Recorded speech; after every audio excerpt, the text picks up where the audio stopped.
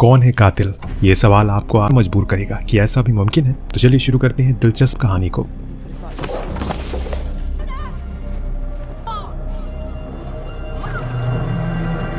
कहानी की शुरुआत एक परिवार से जो दुनियादारी से अलग इस बर्फीले इलाके में रहती है, यहीं पर अपना गुजारा करती है। ये परिवार सिर्फ 2 लोगों से बना है, हालांकि इसमें एक शख्स भी है जो कभी नजर नहीं आता और ज्यादातर समय तो ल्यूक और उसकी माँ ही साथ रहते हैं। तो आज वो शख्स आया है और जो असल में ल्यूक का पिता है उनसे दूर रहता है, लेकिन कभी कभी वो आता रहता है ताकि ये लोग अपनी जरूरतों के सामानों को हासिल कर सके। जैसे कि आज वो उनके लिए राशन का सामान लेकर आया।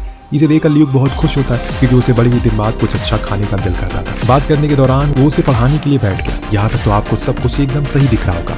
एक बाप अपने बेटे को पढ़ा रहा है और बगल में उसकी माँ बैठी है। कितने खूबसूरत पल है दिखने में, लेकिन जरूरी नहीं है पेड़ के फल लगा हो तो वो खाने के लायक हो। ल्यूक का जो पिता है उसकी गलती की सजा उसे नहीं बल्कि उसकी माँ को देता है। वो भी बड़े ही बेहुदा ढंग से उसके सामने ही वो उसे कुछ सवाल करता है और जब वो सवाल का गलत जवाब देता है तो वो उसकी माँ को एक जोरदार थप्पड़ मारता है। ऐसे पूरे टाइम चलता है और फिर एक समय आया जब सवाल खत्म हो गए तो उसके पिता ने उससे कहा कि वो बाहर जाकर खेले, उसे कुछ काम है। इतना कहकर वो उसकी माँ को बेडरूम में ले गया, लेकिन कुछ समय के बाद ल्यूक को बड़ी ही बेचैनी हुई कि आखिर उसके पिता क्या कर रहे हैं। क्या वहां भी वो उसकी माँ को मार रहे हैं? इस चीज की पड़ताल करने के लिए वो धीरे से उनके रूम में लगी खिड़की से अंदर झांकने की कोशिश करता है। उस दौरान उसने पाया उसके पिता उसकी माँ के साथ इंटीमेट हो रहे हैं, परंतु उसकी इस हरकत से उसके पिता काफी गुस्से में आ गए और कह दिया कि आज के बाद वो इस घर में कभी नहीं आएगा। इतना सुनते ही ल्यूक की माँ क्लारा मानो पागल हो गई। हालांकि जॉन ने कभी उसे अपनी बीवी की नजर से नहीं देखा क्योंकि सालों पहले से उसने उसे और उसके बच्चे को त्याग दिया, परंतु कभी कभी मन बहलाने के लिए वो यहाँ आ जाया करता है। लेकिन आज जब उसने ल्यूक की ये हरकत देखी तो वो इतना गुस्सा हो गया कि बिना रात गुजारे ही वहां से चला गया। क्लारा को अब डर सताने लगा है कहीं वो सच में कभी ना लौट कर आए।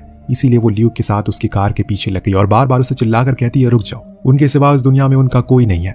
लेकिन जॉन ने मन बना लिया और ये चीज क्लारा भी थोड़ी देर बाद समझ गई कि वो अब कभी नहीं आने वाला है, जिसके चलते उसने कार की स्पीड को तेज किया और स्टीयरिंग के साथ हाथ हटा लिए। तेजी से कार अब एक फ्रोजन लेक की ओर बढ़ना शुरू कर देती है और अंदर बैठा ल्यूक बार बार अपनी माँ से पूछता है कि आखिर वो ऐसा क्यों कर रही है। लेकिन क्लारा तो मानो बहरी हो चुकी है। जब ल्यूक ने देखा कि वो कार पूरी तरह से लेक के बीच में आ चुकी है, उसने फौरन ही हैंड ब्रेक लगा दिया, जिससे वो रुक गई और वो तुरंत बाहर आ गए। अब अपनी माँ को बाहर आने को वो कहने लगा, लेकिन उसकी माँ तो सिर्फ उसे देखे जा रही है। इस बीच ल्यूक ने देख लिया अब कार के नीचे की लेक स्नो किसी भी समय टूट सकती है, इसीलिए वो अपनी आवाज को और ऊंचा कर देता है। लेकिन तभी अंदर बैठी क्लारा का दिल पसीजता नहीं है, यहाँ तक कि वो ये भी कह डालता है कि वो अनाथ हो जाएगा, उनके सिवा इस दुनिया में उनका कोई नहीं है। लेकिन क्लारा ने मन ही मन ठान लिया था कि जब तक जॉन था तब तक उसकी जिंदगी थी, उसके जाने के बाद उसे इस जिंदगी को खत्म कर देना चाहिए। उसके लिए ल्यूक के प्रति कोई मोहब्बत नहीं थी।